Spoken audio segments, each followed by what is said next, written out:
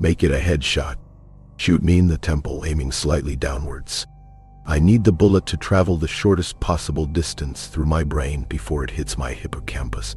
If I'm lucky, the sensation of the gunshot ripping through my skull will only last a few decades. As awful as this sounds, you'll be doing me an enormous favor. Death by a headshot as soon as possible is vastly better than the alternative. My ordeal started over 10,000 years ago at 10:15 this morning. I earn extra money by participating in drug trials. I'm a so-called healthy subject who takes experimental drugs to help assess side effects. Once it was a kidney drug. A few times it's been something for blood pressure or cholesterol. This morning they told me the drug I took was a psychoactive substance intended to accelerate brain function. None of the drugs I had tested so far have ever done anything for me, in the recreational sense. In other words, none of the drugs I've tested have given me a killer buzz, or mellowed me out, or anything. Maybe I've always ended up the placebo group, but nothing I've tested had affected me at all. Today's drug was different. This shit worked. They gave me a pill at 10:15 and told me to hang out in the waiting room until they called me back for some tests. Only about 30 minutes, the research assistant told me. I flopped onto the waiting room couch and read a few articles from a copy of Psychology Today that was sitting on the coffee table. They hadn't called me back when I finished the Psychology Today, so I picked up a US News and read it cover to cover. Then I read an old Scientific American. What was taking them so damn long? I sluggishly turned my head to look at the wall clock. It was only 10:23 a.m. I had read all 3 magazines in 8 minutes. I remember thinking this was going to be a long day. I was right. The waiting room had a little bookshelf with some used hardcovers on it. When I stood up to walk to the bookshelf, it felt like my legs barely worked. It's not that they were weak. They were just slow.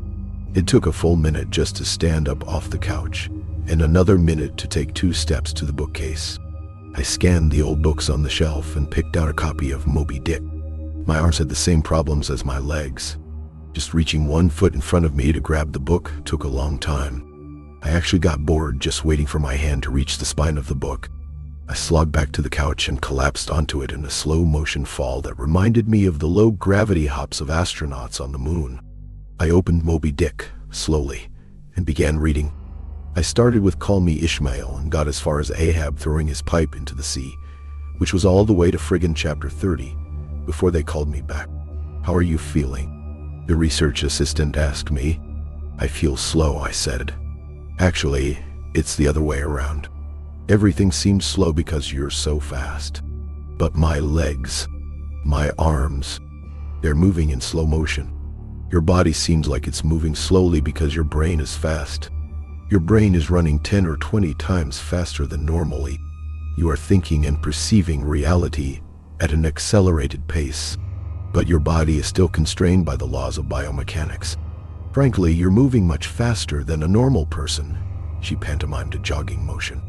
"But your brain is running so much faster right now that even your fast walk seems very slow to you." I thought about my slow motion flop onto the waiting room couch. Even if my muscles had slowed down, my body would still react to gravity the same way. But in the waiting room, I even fell in slow motion.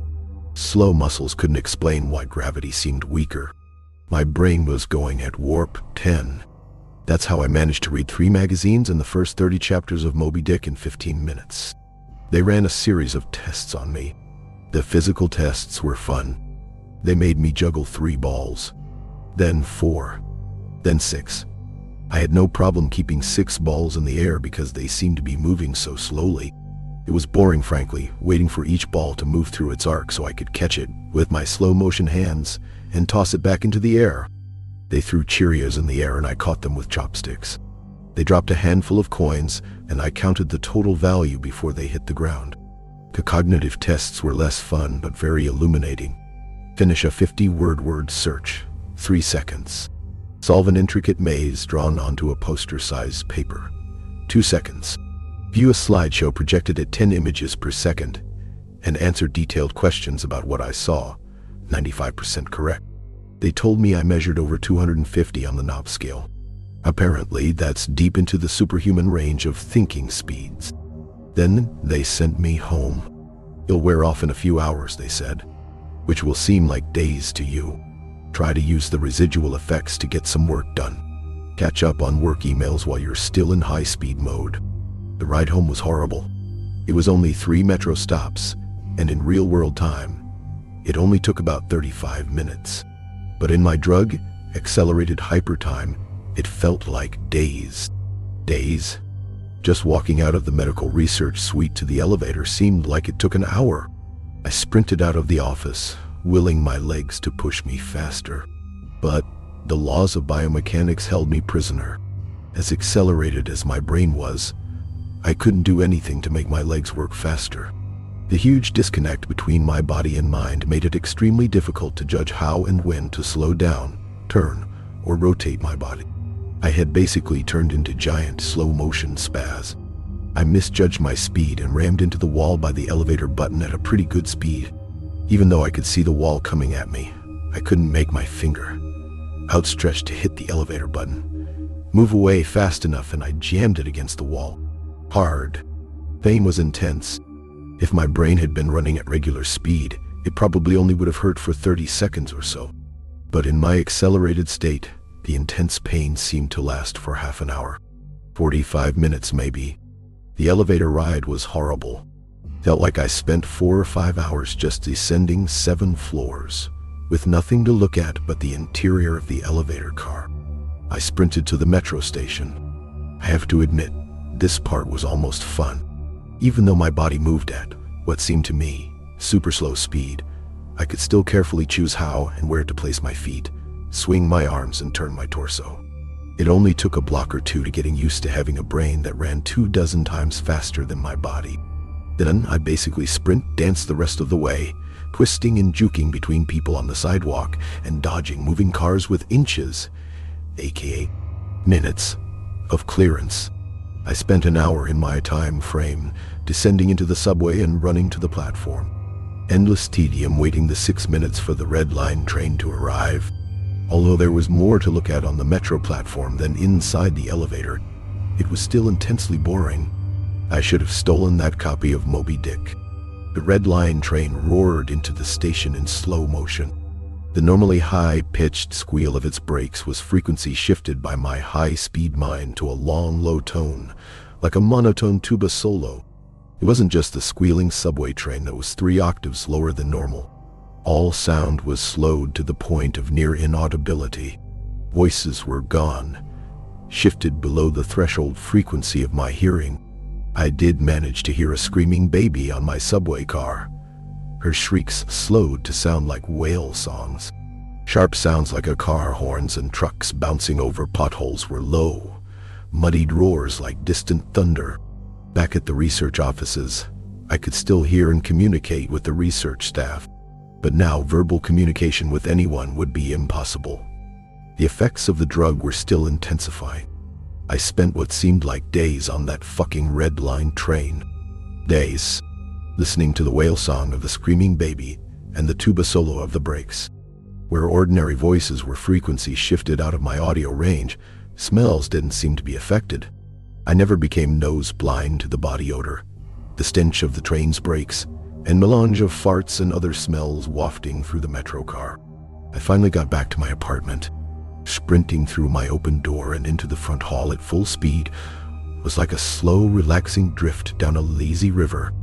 I was relieved to be home. At least I had stuff I could do there. I picked up the book I was reading, 100 Years of Solitude, and finished it. Despite turning the pages so quickly that I tore many of them, it seemed like most of the time I spent finishing the book was spent on page turning and not actually reading. 3 minutes had passed since I got home. I tried surfing the internet. My God, it takes a long time for computers to boot these days, but it was too frustratingly slow. Hours, seemingly, to load each new page and a fraction of a second to read it. 100 articles in my news feed. Read in just 3 more minutes done on. I dipped into my pile of yet-to-be-read books and finished 2 more. 4 more minutes had passed. I decided to try to sleep off the remaining effects of the drug.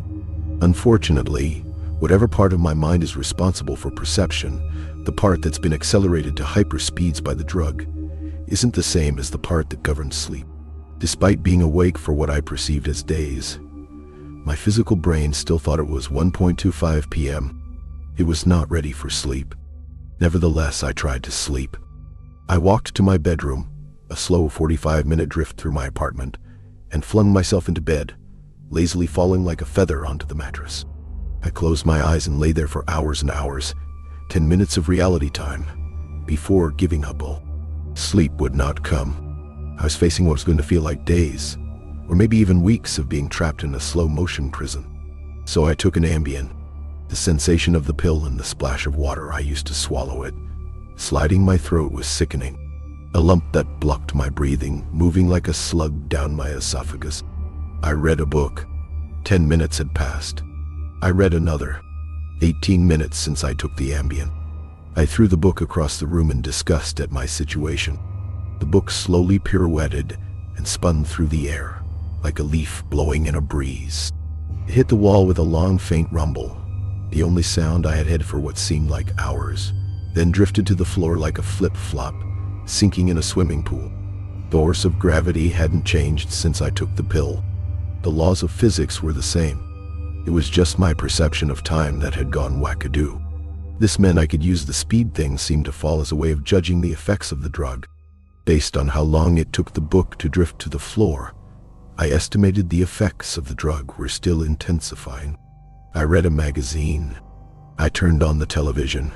I clearly saw each frame of video like I was watching a slideshow. Frustrated, I turned the television off. I read some more. The first 2 books of Churchill's A History of the English-Speaking Peoples. Not exactly a light read. Frankly, I hated it. But given the hours of tedium it would take to go get another book off my bookshelf, just sitting on the couch and reading Churchill was better. Or at least less worse. It had now been 35 minutes since I took the Ambien. I lay down on the couch and closed my eyes. Time passed. I inhaled. An hours-long process. Time passed. I exhaled for more hours. Sleep would not come. I needed a new plan. I decided to go back to the offices where they gave me the drug. Maybe they would have something that could counteract its effects, or at least something to knock me out until it wore off. I exited my apartment as fast as possible, taking hours in my time frame to do so. I didn't even bother locking the door. It would have taken too long. Down the stairs, it's faster than the elevator if you run, through the lobby, out the front door, and onto the street. These few things felt like a long day at the office. Sprinting down the street, dancing and weaving between pedestrians with what must have looked to them superhuman dexterity. Down the first flight of stairs at the metro. Across the landing. Another hour. Then onto the second flight of stairs. That's when the Ambien hit me. The Ambien didn't make me sleepy. Not at all. Instead, it must have had a severe cross-reaction with the experimental drug I took this morning. I was bounding down the second flight of stairs, moving in slow motion, but still making perceptible progress. Then wham, everything stopped. The dull roar of the street and metro noise ceased, replaced by the most perfect silence I've ever experienced. My downwards motion seemed to completely freeze. Before the Ambien kicked in, my perception of time was maybe a few hundred times slower than real time. As the Ambien took effect, time moved thousands of times slower. Every second seemed like days to me. Even just moving my eyes to focus on a new point was like an impossibly slow scroll across my visual field. Over the course of the afternoon, I learned how to walk, run, and jump when my mind ran hundreds of times faster than my body. But with another 4 or 5 orders of magnitude of slowdown caused by the Ambien, body control was almost impossible. I fell on the stairs. Even though I was all but frozen in mid-step, controlling my muscles was impossible. I commanded my foot forwards for hours, then backwards for hours more when it seemed like I would miss the next step. Hours attempting to adjust the angle of my ankle, then readjusting when it felt wrong. Despite these efforts, I rolled my ankle on the next step. Pain wasn't at all mitigated by the slowness. Hours of increasing strain on my bent ankle. The nerve signals that send pain into the brain must work differently than the nerves in my ear. Sonic energy was spread out over time, diluted until it was imperceptible. Pain floated into my brain, undiluted by the change in my perception of time. Hours and hours of increasing weight on my turned ankle turned into hours of increasing pain upon increasing pain. I pitched forwards, my high-speed mind completely unable to control my low-speed body. I drifted downwards for days, managing to rotate my torso enough to keep my head from impacting the ground first. I eventually landed on my right shoulder. At first, the impact wasn't even noticeable. Then I felt a slight pressure in my shoulder as it came in contact with the ground. The pressure grew, bringing increasing pain. For hour upon hour, my shoulder finally gave out, popping out of its socket with an endless sickening tug. I came to a stop days later, crumpled onto the ground, staring at the ceiling. The pain in my shoulder still screaming with the intensity of a fresh, violent injury. I had plenty of time to think during that fall. If every second seemed like days to me, then each minute of real-world time would be like years. Even if the drug cleared out of my system in the next 2 or 3 hours, this nightmare would seem to last centuries. By the time I hit the ground, I had a plan. I would somehow get to the platform and throw myself in front of a train. I twisted onto my hands and knees, days of my dislocated shoulder crying for relief. I misjudged my rotation and rolled onto my back. I tried again, collapsing onto my face as I tried to figure out how to control a body that moved slower than grass grew. Weeks of effort were finally rewarded with success. I stabilized on my hands and knees. If just getting on all fours was this difficult, I figured that walking or running was completely out of the question. So I crawled. I crawled through the metro tunnel. The dumb looks on the faces in the crowd lingered on me for weeks. I crawled under the turnstile and onto the escalator. The escalator spilled the rush hour crowd onto the platform. At the same speed, a glacier spills ice into the sea. I looked out over the crowded platform during my interminable downward ride. Train status sign said the next train wouldn't arrive for 20 minutes. 20 minutes was like a year to me. I'd have to spend a year on the metro platform, waiting to die. I crawled off the escalator, enduring days of stupid expressions on the commuters' faces. I crawled a few feet to a concrete bench and curled up next to it, trying to find a position to lessen the pain in my shoulder. Then my problem with time got worse. Possibly worse. The massive slowdown on the stairs was just the beginning of the interaction between the experimental drug and the ambient. It fully hit me while I was curled up by the bench. I blinked. Years of darkness followed. Sound was already gone, and with my blink, sight was gone as well. All that existed was the pain from my fall. My hyper-accelerated mind wasted no time compensating for the lack of sensory input. Voices spoke to me. They sung to me in languages that never existed. Patterns and faces and colors came and went. In my mind's eye, I recalled my whole life and imagined living another. I forgot English. I settled into a profound despair. I spoke to God. I became God. I imagined a new universe and brought it to life with my thoughts. Then I did it all again and again. My eyes opened with geologic slowness. A faint glow. Weeks. Slit of light. Weeks. A narrow view of the metro platform. Ankles of the commuters near me, and an advertisement on the opposite wall. I extracted my phone from my pocket. A project that spanned decades. How can I even explain the boredom? Pain in my shoulder is nothing compared to the boredom. Every thought I can think, I have thought hundreds of times already. The view of ankles and advertisements never changes. Never. The boredom is so intense it's tangible, like a solid object of metal and stone wedged into my skull. Inescapable. What are my options? If I crawl and fall onto the tracks without an oncoming train to crush me, I won't die. I'll experience even more pain from the 4-foot fall, but I'll most likely be rescued by some do-gooder on the platform and unable to act when the train finally does arrive. My suffering in that scenario will be endless. So I wait for the train, so I can throw myself under it. When it finally hits me, I will experience the pain of being ripped to pieces for centuries, until finally, the light of life leaves my brain, and my experience ends. I've lived hundreds of lifespans at the foot of this bench. I am far older, in spirit, than any human who has ever lived. Most of my life experience has been a snapshot of pain huddled on the floor of a subway platform with an unchanging view of ankles and advertisements. This post is my plan B, my Hail Mary, my long shot. I've spent lifetimes typing and posting this message in the hope that someone will read it and become convinced that my suffering must end. Someone on this platform right now. Someone who will find the man curled under the bench, the man who crawled down the escalator, and kill him as swiftly as possible. A bullet to the temple. If you're armed and at the Glenmont Metro, please shoot me.